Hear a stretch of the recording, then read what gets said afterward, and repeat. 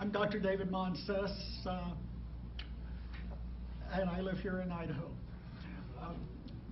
I am very much concerned about the transport of waste that would cross southern Idaho. Given that the company that has been handling this waste and will put the waste on trucks or trains has a terrible safety record, and given the joggling that will occur as this waste is transported across Idaho, it's not a question of if an accident will happen, but when. That is a huge amount of waste, 133,600 barrels worth of waste. It takes a lot of trucks and a lot of trains. And some of these containers the waste is coming in are plywood, and they've been sitting around for decades. If there is not spontaneous fire, there will at least be material that's lost. The contractor at Hanford has already been under the situation embarrassing that radioactive material has been found 2 to 4 miles away from the site after everything was supposed to be clean and good. It's just not happening, and this is extremely dangerous. And given secrecy, when will we know that there has been an accident or waste has been spilled? And what kind of cleanup procedures will they take? And how many people will be exposed before that happens? I have serious concerns, and I hope that our legislature and Mr. Wasden, who has been a great support legally in protecting our memorandum of understanding, that you take this danger into consideration, because safety seems to have been left out of the equation and talking about transporting this waste to Idaho and putting it on top of our aquifer. Thank you. So, good evening. My name is Julie Hufner. I'm from Boise, and I'm the president of the board of the Snake River Alliance at the moment. And I'd like to really thank Attorney General Wasden for upholding the '95 settlement agreement. 2 previous governors, Andrea and Bad, along with the Snake River Alliance and people of the state of Idaho, worked hard to bring this agreement to fruition. We've heard tonight from experts about the subject, so I don't need to reiterate the history or the problems. Idahoans have had a reprieve from unregulated waste coming into the state for 23 years now because of the agreement. I'm very grateful for that. No one feels good knowing that there's nuclear waste sitting over their aquifer for much of the southern part of the state. But this has been a measure of safety, the agreement has. And yet accidents happen. Just a couple of months ago, there were 4 barrels of waste at INL which spontaneously ruptured and had to be secured. Having barrels of uncharacterized nuclear waste transported over our highways and rail lines close to major population centers is completely unacceptable. Our land, water, and health are too precious to gamble with. I ask Attorney General Wasden, our other elected officials, to continue to respect the settlement agreement. I ask our fellow Idahoans to speak out and make your voices heard on this vital issue. Those who are here tonight are aware of the issue, but perhaps not all of our friends and neighbors are. If you're concerned, please let others know about what's at stake. Please sign the Don't Waste Idaho petition and encourage other Idahoans to do the same. So thank you so much for being here tonight. Hello, Lawrence. My name is Philip Gordon. We are well known to one another as we have practiced law together in this city for a long time. And I have, as you well know, a great deal of respect for you, and I like to call you several times a year and tell you what a great job I think you're doing. And I've thought about the position you're in, and I know it's a very difficult one, and I've thought of what I think is a good analogy. And we all know the story of the little Dutch boy who, when his country was imperiled by floodwaters, put his finger in the dike and held it there until somebody could come and repair that. And in one sense, you're that equivalent. But with the little Dutch boy, there was nobody there saying, take your finger out, let the land be flooded, because it'll create great jobs in getting rid of the floodwaters. And there'll be so much money to be made in rebuilding the countryside. I appreciate that there is somebody there who's trying to tell you that you should allow the agreement to be undercut because it's going to create jobs. And I'm encouraging you very strongly, not only on behalf of me and the people I love in this state, but on behalf of the 300,000 people whose sole source of water is the Snake River Aquifer, to stand firm and to understand that there are many of us who have unbridled admiration for you, for your courage and your conviction and your willingness to keep your finger in the dike, to be the one who's stopping our state from being flooded with nuclear waste. And even though there are people saying to you, yeah, take your finger out, it'll be great, we can make a lot of money and there'll be a lot of jobs in fixing up the floodwaters and getting the waste out, as it were, stand firm, Lawrence.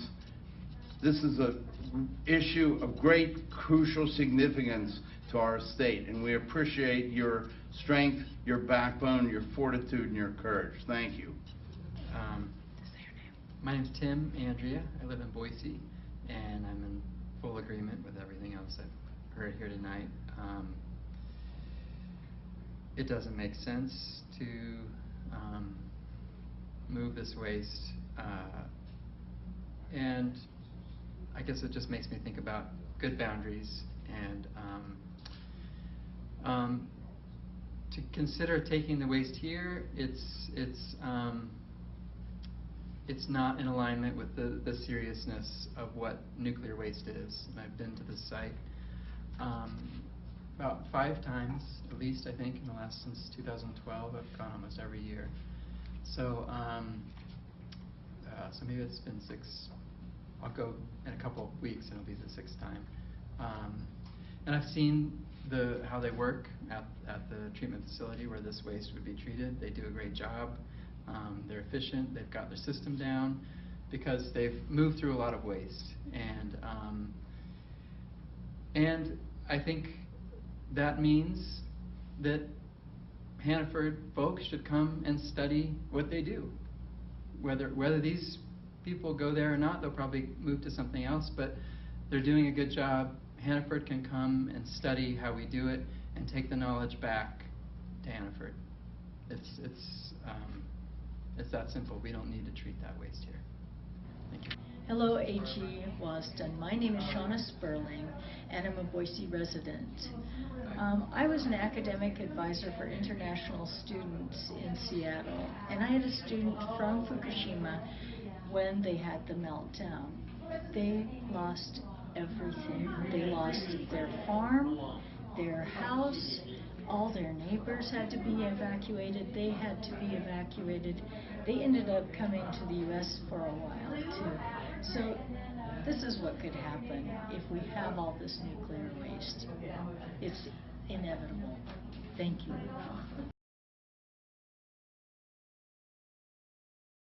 My name is Martha Bibb, and I currently live in Hailey, Idaho. I'm a fairly new resident in Idaho. However, I lived fairly close previously to Hanford.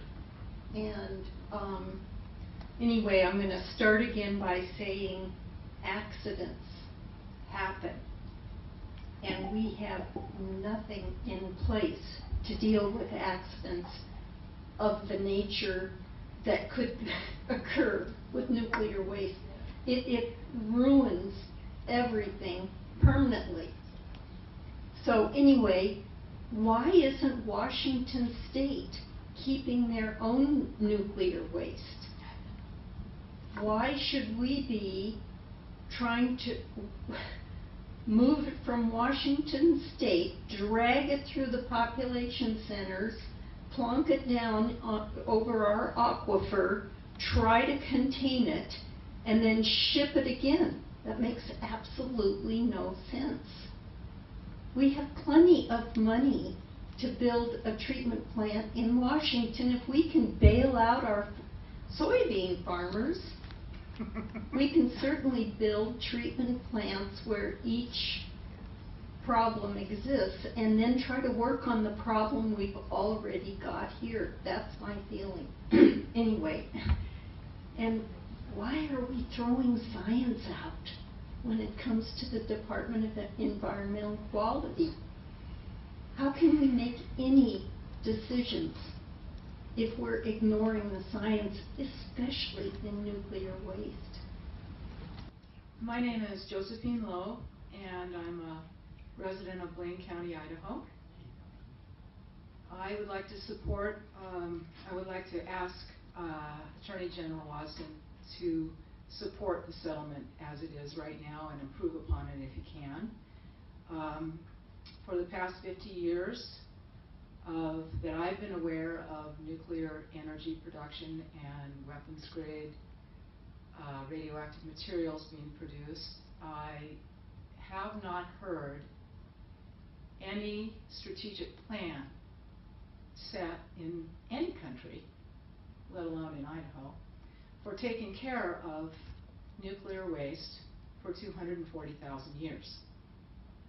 I think of countries like France and Japan, who are dependent upon nuclear energy for their electricity, and I wonder, what are they going to do with their waste and the continuing of the production of nuclear energy and the waste that is contingent upon that. So I feel that because the INL had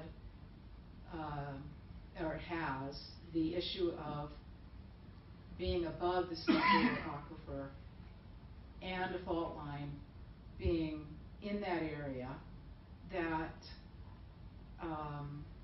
there's no question that we should not be receiving any more shipments of other people's, other countries, the military, the other states' waste until we can figure out a long-term strategic plan for what is there already. Thank you. Hi, my name is Elisa Chandler, spelled ASA. And I've been a member of Snake River Alliance since 1979 or 80. And I strongly support the 1995 agreement. It doesn't make any sense to me that why would we bring in more waste when we haven't cleaned up the old waste. And to place more waste on unstable seismic ground in such a large body of water that so much of Idaho is dependent on it, it's totally insanity. But perhaps Idaho is disposable because we're a small state. Just when they did the nuclear testing in Nevada, they sent it our way. California had too big of a population. Maybe Boise isn't growing fast enough.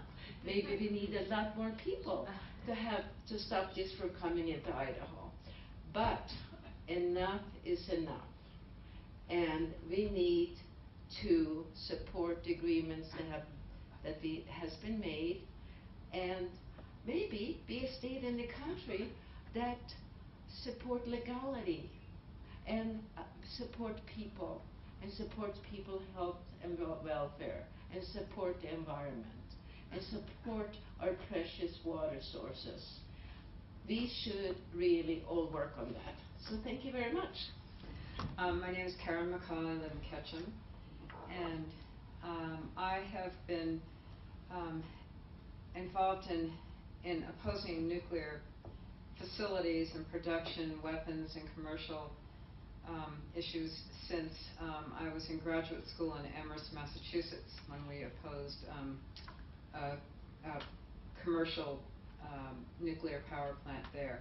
And then I came to Idaho and quickly discovered that the issues here were even far more oppressive than they were in Massachusetts, and spoke before a legislative committee in I think 1979 about the dumping of those barrels that were sitting in the aquifer and how they were poisoning the Snake River Plain aquifer. So that was 1979. I've been so grateful to the Snake River Alliance for all the work they've done in these last almost 40 years.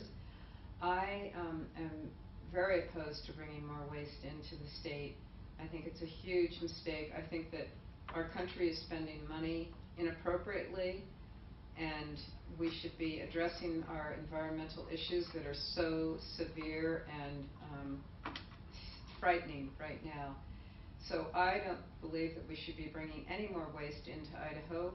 I think that it's a federal issue, even though waste is being accumulated in states, whether it's commercial or military, and the government needs to be taking care of it, so that the government should be putting money towards developing storage sites on site in locales where waste is being produced. So no more waste coming into Idaho.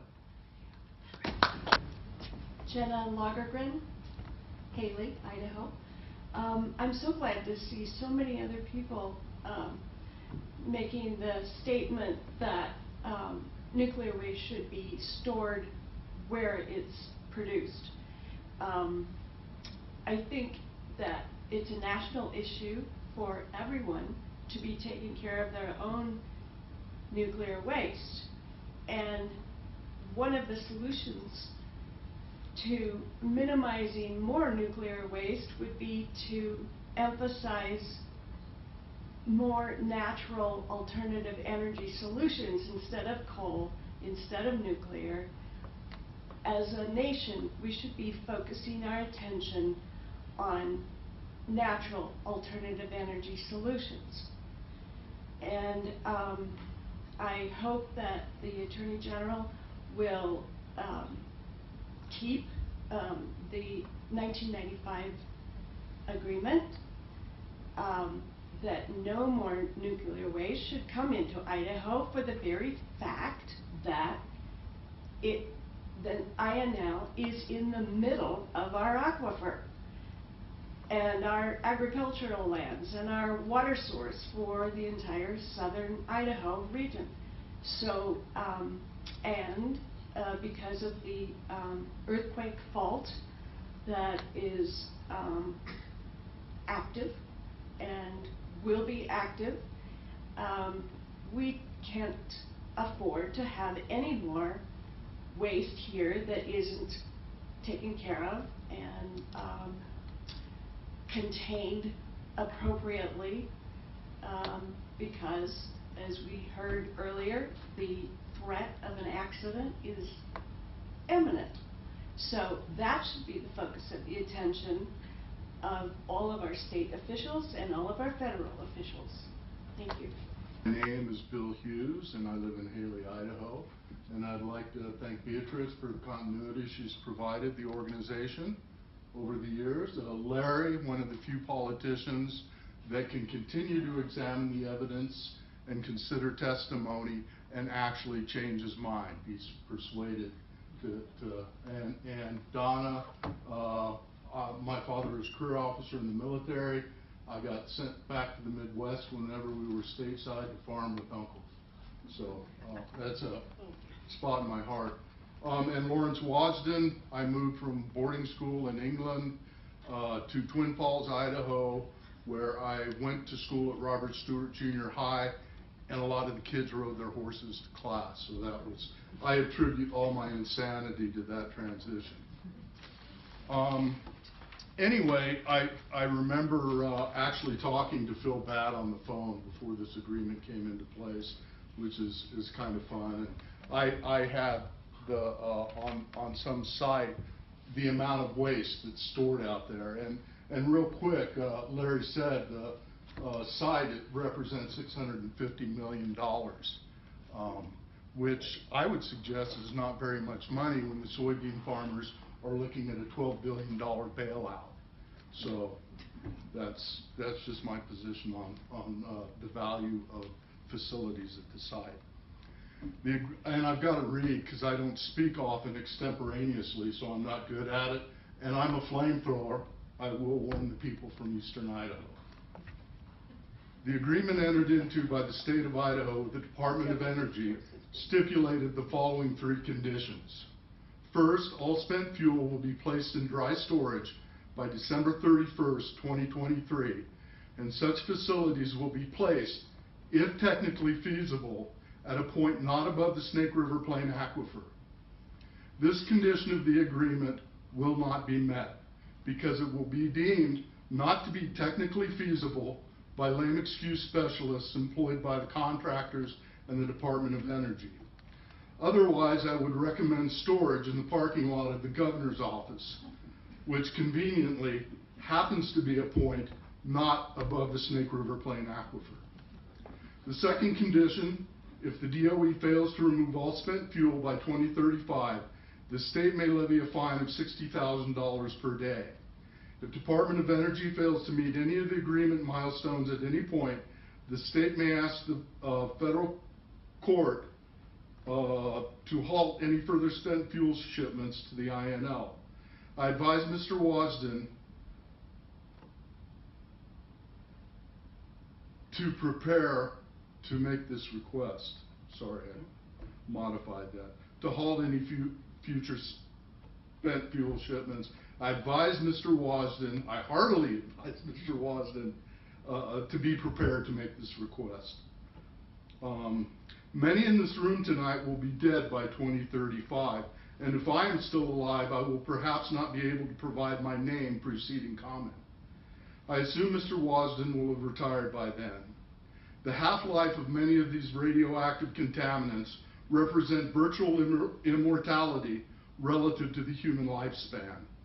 Best of luck to the Snake River Alliance and anyone still believing that this agreement and rule of law arbitrarily applied these days have any impetus whatsoever in changing humanity's race towards self-destruction by a comprehensive environmental degradation. The third condition, if the DOE fails to perform the cleanup activities mandated in the agreement, shipments stop. The agreement also provides substantial incentives for the Department of Energy to open an interim or permanent repository. Once the Department of Energy opens an interim or permanent repository that accepts Idaho's spent fuel, the state may renegotiate the timetable and number of shipments of spent fuel in Idaho. These additional shipments would only be allowed into the state for treatment and prompt removal to a repository. By opening a repository, the Department of Energy would be able to fulfill all of its contractual commitments to accept spent fuel from other locations. The DOE's failure to fulfill these contractual commitments is costing the agency millions of dollars annually. Newsflash: a repository currently exists at massive taxpayer expense in Nevada. Las Vegas is all about glow and shine, and what happens there stays there. An obviously perfect location for waste from the INL. Unfortunately, while Nevada took the billions for construction of a repository, they turned this waste issue into a political football, with Idaho the designated loser, thanks to Kempthorne and Otter. The economic benefits of slopping at the federal trough are all directed to the upper Snake River Valley, where the scale of INL salaries and low cost of living deliver a quality of life and overall economic benefit to that area, to be envied by other working folks in Idaho. Gee, thanks, Brother Crapo. All of this good fortune delivered by the Department of Energy, while the direction of any waterborne contamination of the Snake River Plain aquifer through hydrological processes is away from the home of Idaho's party before country and unabashedly money before the environment senior senator. The economic reality is plain and simple. Agriculture and aquaculture operations downstream from the INL represent a much larger percentage of Idaho's economy than the fat government paychecks provided by the Department of Energy. These operations will no longer be viable as the sources of water upon which they depend are revealed to contain increasing levels of radioactive contamination, making any food produced unfit for human consumption. The following brief two digressions are to validate my final conclusions. Banks and their executives creating a potential global economic disaster with derivatives involving mortgage security were never prosecuted or punished. The financial sector reaping huge windfall from the recession they themselves created while many of my neighbors lost their homes.